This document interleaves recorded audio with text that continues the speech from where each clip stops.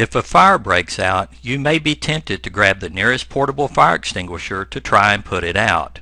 But before you do, make sure you know the following. Are you certain the fire is not too large to be put out with a portable fire extinguisher? Is the extinguisher you have the right type for that fire, or the right size?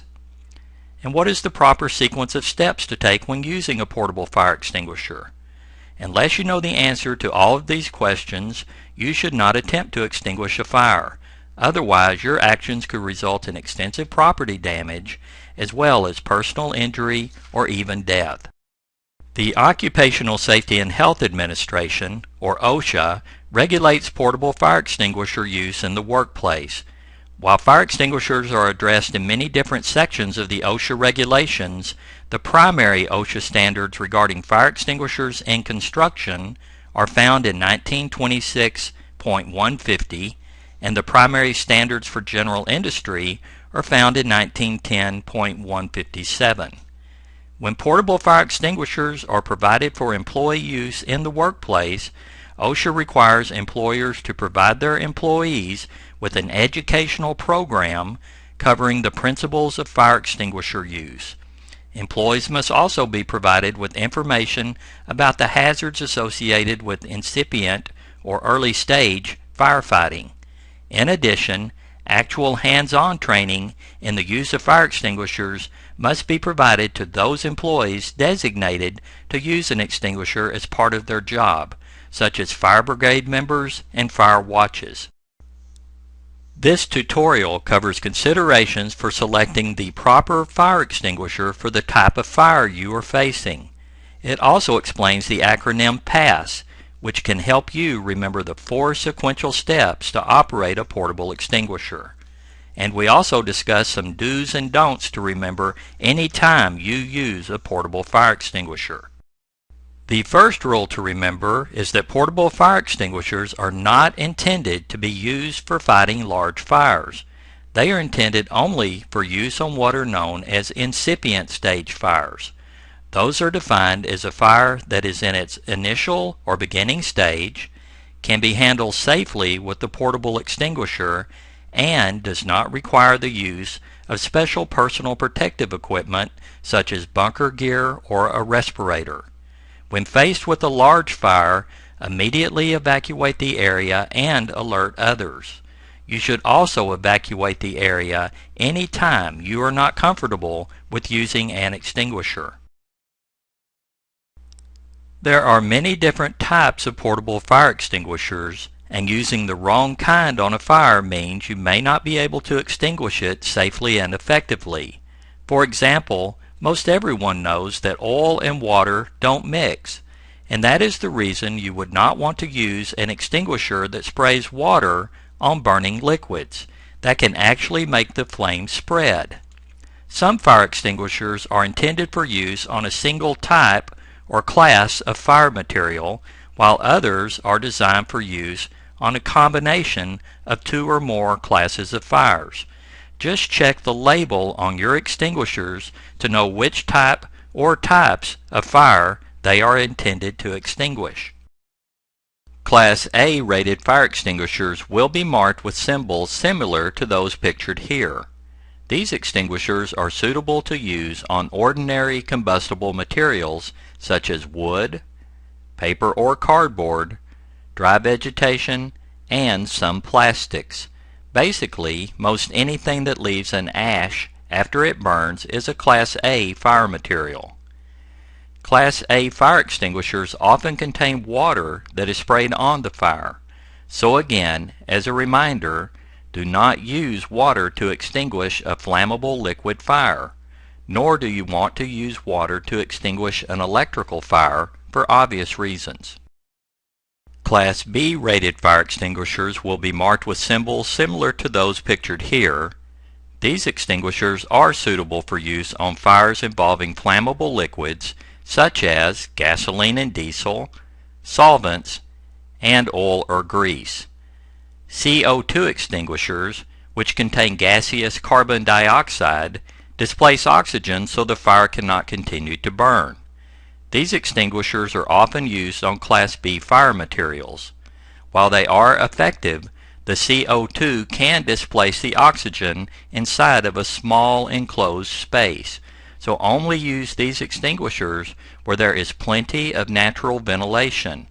Also, the horn-shaped nozzle where the gas is discharged can become extremely cold. Cold enough to cause frostbite, in fact. So use caution when handling one of these type extinguishers. A Class C rating, signified by symbols like those pictured here, mean the fire extinguisher can be used on a fire near or involving energized electrical equipment.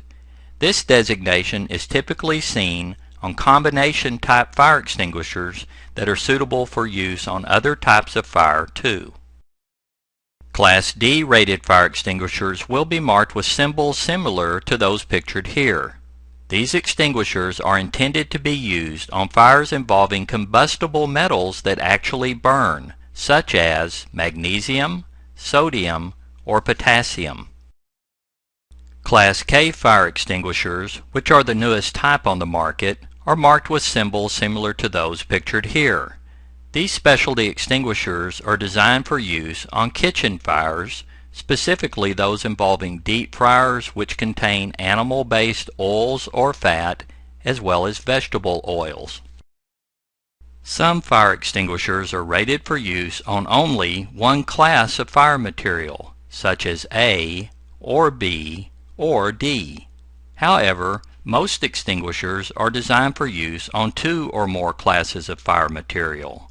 For example, this foam extinguisher is rated for use on fires involving Class A and B fire materials, while this CO2 extinguisher is suitable for use on Class B and C fires. But the most prevalent type extinguisher found in most workplaces are combination ABC extinguishers. These commonly contain a dry powder that smother out a fire, much like you would with a blanket, and can be used to extinguish fires involving ordinary combustible materials, flammable liquids, and electrical equipment.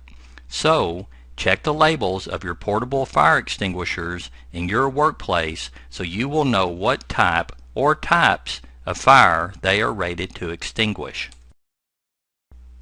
One more thing to consider when you use a portable fire extinguisher is its size. A relatively small portable fire extinguisher, like this dry chemical extinguisher designated as a 5ABC, will only last about 6 to 10 seconds before empty.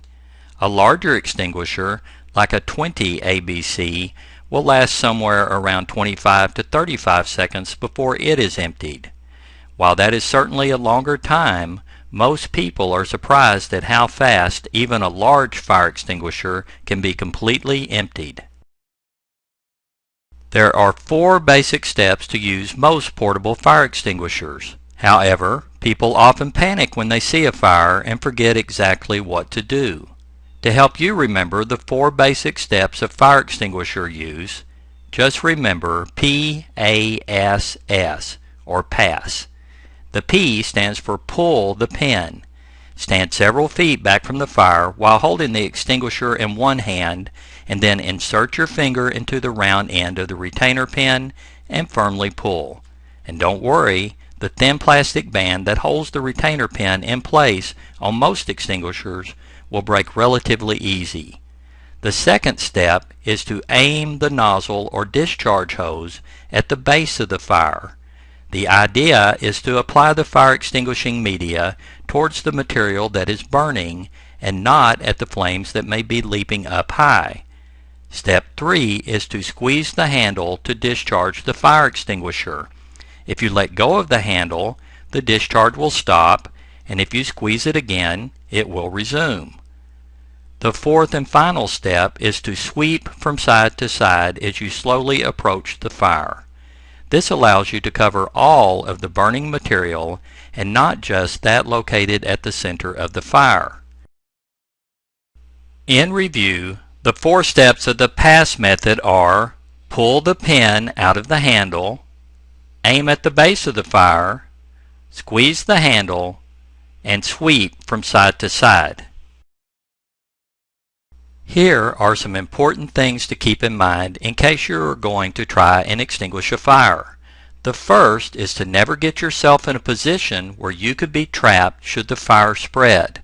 Always maintain a clear path away to the nearest exit or other safe area and evacuate immediately if the flames, heat, or smoke seem to be getting out of control.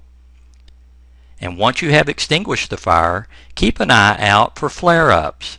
Sometimes the fire continues to smolder beneath the burnt debris, and it is not uncommon for a fire to reignite several minutes later. Fire extinguishing media, such as water or foam, can collect on the floor around a fire and cause you to slip, as can ash or liquids from containers that might have burst during a fire. So don't run, just walk in a controlled manner so you don't slip and fall. Also keep an eye out for any boxes, pallets, or other materials that are placed on shelves or stacked near the fire area, as they could become unstable from fire damage and fall over on you. And always turn in any extinguisher that has had its pin pulled out of the handle to be checked. Even if you did not squeeze the handle, you may have broken the internal seal that maintains the pressure inside of the extinguisher. So play it safe and get it checked out. So in review, take some time to familiarize yourself with the types and sizes of portable fire extinguishers around your workplace, as well as any you may have at home or in your vehicles. And if you do discover a fire and are going to try to extinguish it, notify someone else about the fire, and then remember PASS: pull, aim, squeeze, and sweep. These are the 4 basic steps to use a portable fire extinguisher. Also, keep in mind the importance of maintaining awareness of your surroundings so you don't become trapped or injured while attempting to extinguish a fire. Finally, never attempt to use a fire extinguisher if you are not comfortable doing so. Instead, you should evacuate immediately and go to a safe area in accordance with your organization's emergency action plan. If you have any questions at all about the use of a portable fire extinguisher, please talk to your safety representative or supervisor at work. You can also contact the safety professionals at OSHA Training Services.